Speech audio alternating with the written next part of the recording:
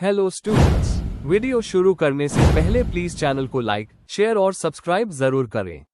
एक important information, अगर आपको इस वीडियो के नोट्स चाहिए तो डिस्क्रिप्शन बॉक्स में दिया गया डाउनलोड लिंक चेक करें। Thank you. चलिए शुरू करते हैं। इस वीडियो में हम पढ़ेंगे MLII 103 fundamentals of information communication technologies के प्रीवियस ईयर और most important questions with answers. यह क्वेश्चंस आपके एग्जाम के लिए बहुत इंपॉर्टेंट है। अगर आपने ये अच्छे से कर लिए तो एग्जाम निकलना पक्का है। Let's begin. Question 6, enumerate different processing methods of reprography. Discuss any one of them in detail. Question explanation. इस क्वेश्चन में हमें रिप्रोग्राफी के अलग अलग प्रोसेसिंग मेथड्स बताने हैं, जैसे कि फोटोग्राफिक, डायजो, इलेक्ट्रोस्टैटिक, ज़ेरोग्राफिक और थर्मल, और इनमें से किसी एक को डिटेल में एक्सप्लेन करना है। इसमें प्रोसेस, वर्किंग स्टेप्स और उसके यूजेस भी लिखने हैं। आंसर। इंट्रोडक्शन। रिप्रोग्राफी का मतलब होता है डॉक्यूमेंट्स और इमेजेस को रिप्रोड्यूस करना, यानी उनके कॉपीज बनाना, मैकेनिकल, इलेक्ट्रिकल या फोटोग्राफिक तरीके से। यह लाइब्रेरीज, आर्काइव्स और ऑफिसेज में बहुत होती है जहां रिकॉर्ड्स और पेपर्स को डुप्लीकेट करना जरूरी होता है। इसमें कई मेथड्स आते हैं जैसे फोटोग्राफिक, डायजो, इलेक्ट्रोस्टैटिक, ज़ेरोग्राफिक और थर्मल प्रोसेस। अब हम इन सब का थोड़ा ओवरव्यू देंगे और ज़ेरोग्राफिक प्रोसेस को डिटेल में समझेंगे। Main body. 1. Major processing methods of reprography. Photographic process. यह लाइट सेंसिटिव फिल्म्स या पेपर्स का यूज करता है। सिल्वर हैलाइड और वेसिकुलर फिल्म्स इसमें कॉमन है। माइक्रोफिल्मिंग और आर्काइवल वर्क के लिए बहुत होता है। Diazo process. इसमें डायजोनियम सोल्स को यूवी लाइट से एक्सपोज किया जाता है, फिर अमोनिया वेपर से रिएक्ट करके इमेज बनाई जाती है। इंजीनियरिंग ड्राइंग्स और मैप्स के लिए पॉपुलर मेथड है। फास्ट, चीप और क्लियर कॉपीज देता है।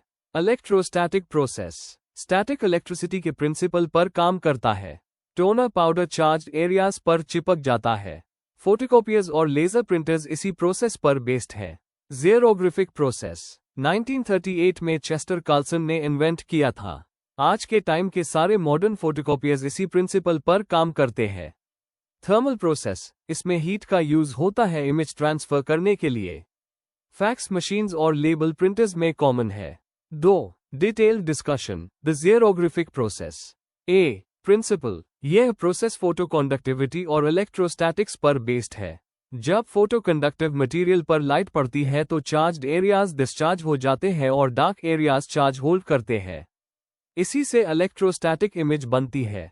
B. Steps involved. Charging. Drum पर एक इवन इलेक्ट्रोस्टैटिक चार्ज लगाया जाता है। एक्सपोजर। ओरिजिनल डॉक्यूमेंट को लाइट से एक्सपोज करके उसका इमेज ड्रम पर रिफ्लेक्ट कराया जाता है। डेवलपिंग। टोनर चार्ज्ड एरियाज पर चिपक जाता है जहां लाइट नहीं पड़ी होती। ट्रांसफरिंग। टोनर इमेज को पेपर पर ट्रांसफर किया जाता है इलेक्ट्रिक फील्ड के जरिए। फ्यूजिंग। हीट और प्रेशर के थ्रू टोनर परमानेंटली पेपर पर फ्यूज हो जाता है। Cleaning and recharging. ड्रम को क्लीन करके नेक्स्ट साइकिल के लिए रेडी किया जाता है। सी. एडवांटेजेस। फास्ट और एफिशिएंट कॉपीइंग मेथड। टेक्स्ट और इमेज दोनों के लिए सूटेबल। क्वालिटी हाई होती है और कॉपीज ड्यूरेबल होती है। डी. लिमिटेशंस। मशीन कॉस्टली होती है। टोनर और मेंटेनेंस में खर्चा आता है। ह्यूमिडिटी और डस्ट से प्रोसेस इफेक्ट होता है। ए. एप्लीकेशंस। ऑफिसेज और लाइब्रेरीज में डेली कॉपीइंग के लिए।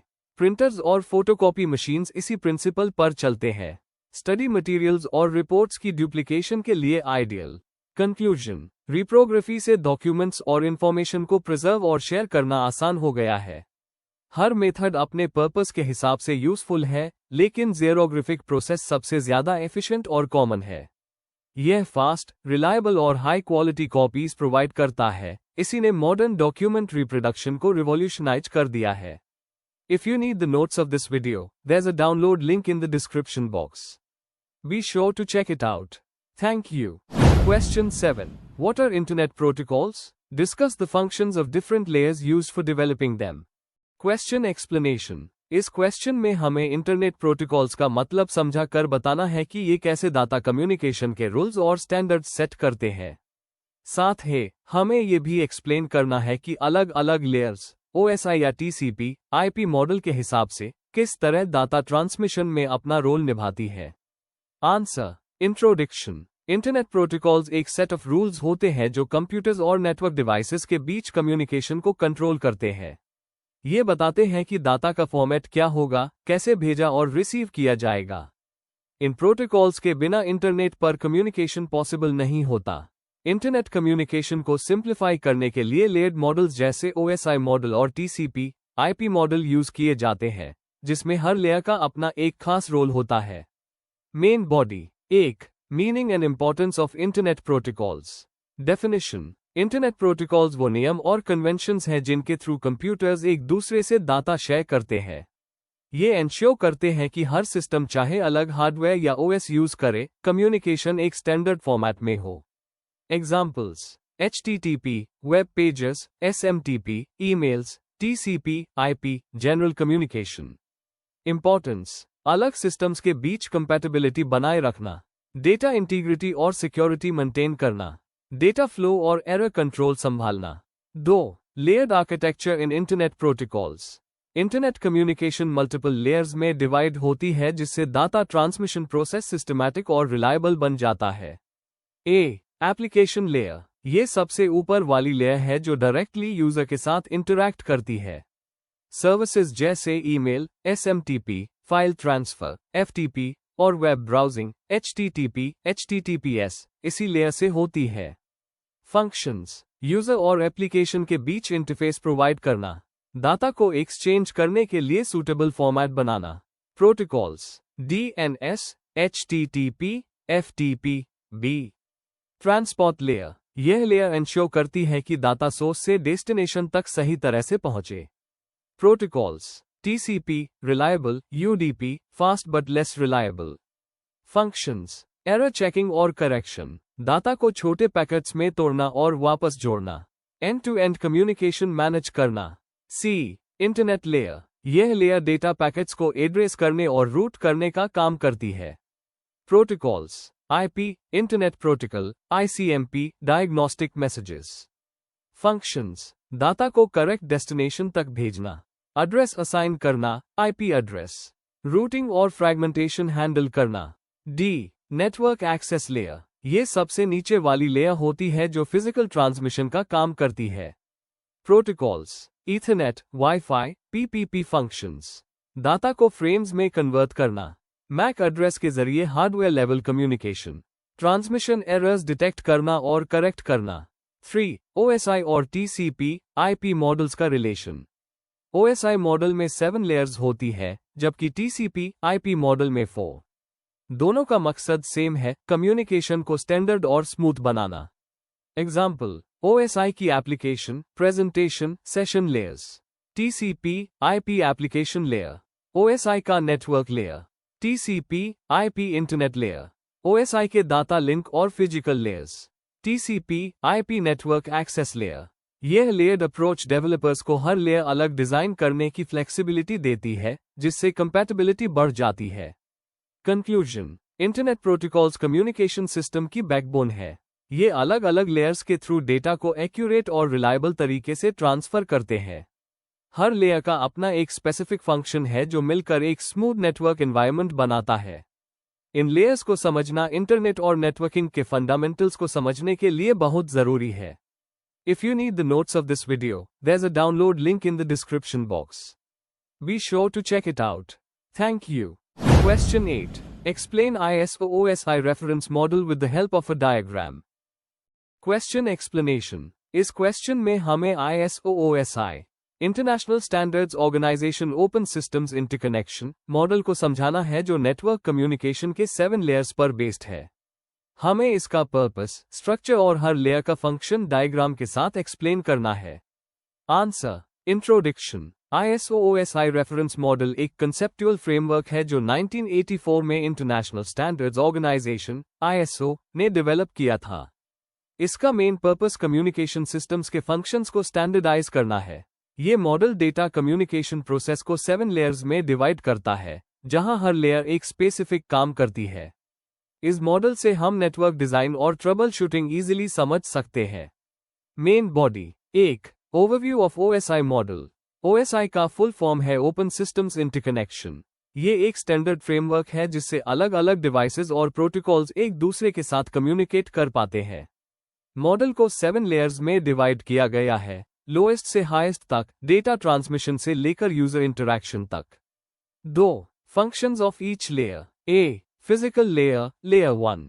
ये लेयर एक्चुअल फिजिकल कनेक्शन को हैंडल करती है, डाटा को बिट्स के फॉर्म में ट्रांसमिट करती है। इसमें हार्डवेयर पार्ट्स जैसे केबल्स, स्विचेस, कनेक्टर्स आते हैं। Example, Ethernet cable, hubs, fibre optics. B. Data link layer, layer 2। ये layer node to node communication और एरर डिटेक्शन के लिए रिस्पॉन्सिबल होती है। दो पार्ट्स होते हैं, LLC, logical link control, flow control और एरर करेक्शन करता है। MAC, media access control, medium access manage करता है। Example, Ethernet, MAC address. C. Network layer, layer 3। ये लेयर रूटिंग और एड्रेसन का काम करती है, आईपी एड्रेसेस असाइन करती है और बेस्ट रूट डिसाइड करती है। Example, routers, IP protocol, ICMP, D. Transport layer, layer 4। ये end to end delivery ensure करती है, एरर रिकवरी और फ्लो कंट्रोल का ध्यान रखती है। मेन प्रोटोकॉल्स, टीसीपी और UDP. Example, TCP reliable communication देता है, यूडीपी फास्ट है लेकिन कनेक्शनलेस होता है। ए. Session layer, layer 5। ये कम्युनिकेशन सेशंस एस्टैब्लिश, मैनेज और टर्मिनेट करती है। Example, remote procedure calls, RPC, net BIOS. F. Presentation layer, layer 6। Data translation, encryption और कंप्रेशन हैंडल करती है। ये एंश्योर करती है कि डाटा सेंडर और रिसीवर दोनों के लिए अंडरस्टैंडेबल हो। Example, SSL, TLS, JPEG, ASCII, G। Application layer, layer 7। ये यूजर और नेटवर्क के बीच इंटरफेस प्रोवाइड करती है। Email, web browsing, file transfer जैसे सर्विसेज इसी लेयर पर होती है। Example, HTTP, FTP, SMTP, DNS3। Importance of OSI मॉडल। स्टैंडर्डाइजेशन, नेटवर्किंग के लिए एक यूनिवर्सल गाइडलाइन प्रोवाइड करता है। Troubleshooting, layer wise problem identify करना इजी होता है। इंटरऑपरेबिलिटी, डिफरेंट सिस्टम्स को एक साथ काम करने में मदद करता है। एजुकेशन, स्टूडेंट्स और प्रोफेशनल्स के लिए कंसेप्चुअल क्लैरिटी देता है। 4. Comparison with TCP, IP model. OSI में 7 लेयर्स है, जबकि TCP, IP में 4 लेयर्स होती है। OSI एक थियोरेटिकल मॉडल है, TCP, IP प्रैक्टिकल इम्प्लीमेंटेशन है। दोनों का मेन गोल सेम है, रिलायबल कम्युनिकेशन एंश्योर करना। कंक्लूजन, ISO OSI मॉडल एक स्ट्रक्चर्ड अप्रोच देता है जिससे हम नेटवर्क कम्युनिकेशन को समझ पाते हैं। हर लेयर अपना स्पेसिफिक रोल प्ले करती है, जिससे डाटा सेफ और एफिशिएंट वे में ट्रांसफर होता है। आज भी OSI मॉडल नेटवर्किंग कॉन्सेप्ट्स के लिए एक बेसिक फाउंडेशन माना जाता है। If you need the notes of this video, there's a download link in the description box. Be sure to check it out. Thank you. Question 9. Write short notes on any 3 of the following, in about 300 words each. 1. OCLC 2. Pricing of e-documents. 3. Types of translators. 4. Algorithm versus flowchart. 5. ISDN. Question explanation. इस question में हमें दिए गए 5 topics में से कोई 3 पर short notes लिखने हैं। हमें इनके मीनिंग, फीचर्स और इंपॉर्टेंस एक्सप्लेन करने हैं। यहां हम लिखेंगे 1. OCLC 2. Pricing of e-documents और 3. Types of translators. Answer, introduction. Information and communication technology ने लाइब्रेरी और इंफॉर्मेशन सिस्टम को पूरी तरह बदल दिया है। फ्लैट डेटा शेयरिंग, कैटलॉगिंग और ऑटोमेशन सब डिजिटल टूल्स के जरिए होती है। OCLC, डॉक्यूमेंट्स के प्राइसिंग सिस्टम और ट्रांसलेटर्स जैसे टॉपिक्स ICT के फंडामेंटल पार्ट्स हैं जो लाइब्रेरी और सॉफ्टवेयर वर्ल्ड दोनों में इंपॉर्टेंट रोल प्ले करते हैं। OCLC, online computer library centre.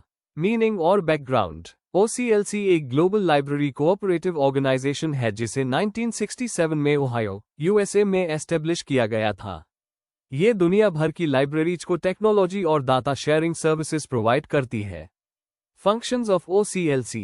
वर्ल्डकैट के थ्रू OCLC दुनिया का सबसे बड़ा बिब्लियोग्राफिक डेटाबेस मेंटेन करता है। इंटरलाइब्रेरी लोन और कैटलॉगिंग सर्विसेज के जरिए लाइब्रेरीज को एक दूसरे से कनेक्ट करता है। मेटाडेटा मैनेजमेंट और डिजिटल कलेक्शन सर्विसेज भी प्रोवाइड करता है। इंपॉर्टेंस, OCLC लाइब्रेरीज के बीच कोऑपरेशन बढ़ता है, कैटलॉगिंग कॉस्ट कम करता है और डाटा डुप्लीकेशन से बचता है। इससे ग्लोबल लेवल पर नॉलेज शेयरिंग इजी होती है। B, pricing of e documents concept. E documents का प्राइसिंग मतलब होता है अन डिजिटल मटेरियल्स जैसे e books, e journals, databases की कॉस्ट डिसाइड करना। ये इलेक्ट्रॉनिक पब्लिशिंग का एक इंपॉर्टेंट एस्पेक्ट है। Factors affecting pricing, production cost, printing कम होता है पर सॉफ्टवेयर और DRM का खर्चा रहता है। एक्सेस मॉडल, सब्सक्रिप्शन या पे पर यूज के हिसाब से प्राइस फिक्स होता है। लाइसेंसिंग, कॉपीराइट और यूसेज राइट्स भी कॉस्ट पर असर डालते हैं। डिमांड, ज्यादा डिमांड होने पर प्राइस भी बढ़ता है। Methods of pricing, flat rate pricing, fixed rate पर access, usage based pricing, users या डाउनलोड्स के हिसाब से। कंसोर्टियम प्राइसिंग, कई इंस्टीट्यूशंस मिलकर शेयर्ड एक्सेस लेते हैं जिससे कॉस्ट कम होती है। सिग्निफिकेंस, सही प्राइसिंग से पब्लिशर्स को प्रॉफिट मिलता है और यूजर्स को अफोर्डेबल एक्सेस मिलता है। ये बैलेंस मेंटेन करना बहुत जरूरी है। See, types of translators. Meaning, computer programming में ट्रांसलेटर वो सॉफ्टवेयर होता है जो ह्यूमन रीडेबल कोड को मशीन रीडेबल कोड में बदलता है। मेन टाइप्स, कंपाइलर, पूरा प्रोग्राम एक साथ मशीन कोड में कन्वर्ट करता है। Example, C++। फास्ट एग्जीक्यूशन मिलता है। इंटरप्रेटर, कोड को लाइन बाय लाइन ट्रांसलेट और एग्जीक्यूट करता है। Example, Python, basic. Debugging easy होती है पर स्पीड थोड़ी कम होती है। असेंबलर, असेंबली लैंग्वेज को मशीन कोड में बदलता है। सिस्टम लेवल प्रोग्रामिंग के लिए उस होता है। इंपॉर्टेंस, ट्रांसलेटर्स के बिना प्रोग्राम एग्जीक्यूशन पॉसिबल नहीं है। ये प्रोग्रामर और मशीन के बीच ब्रिज का काम करते हैं। कंक्लूजन, OCLC लाइब्रेरीज के ग्लोबल कोऑपरेशन को बढ़ता है। ई डॉक्यूमेंट प्राइसिंग डिजिटल पब्लिशिंग का बैकबोन है और ट्रांसलेटर्स प्रोग्रामिंग के कोर टूल्स है। इन तीनों का समझना ICT के प्रैक्टिकल और थियोरेटिकल दोनों पहलुओं के लिए बहुत जरूरी है।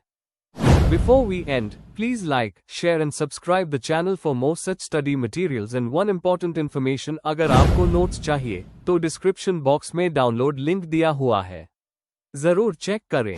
Thank you.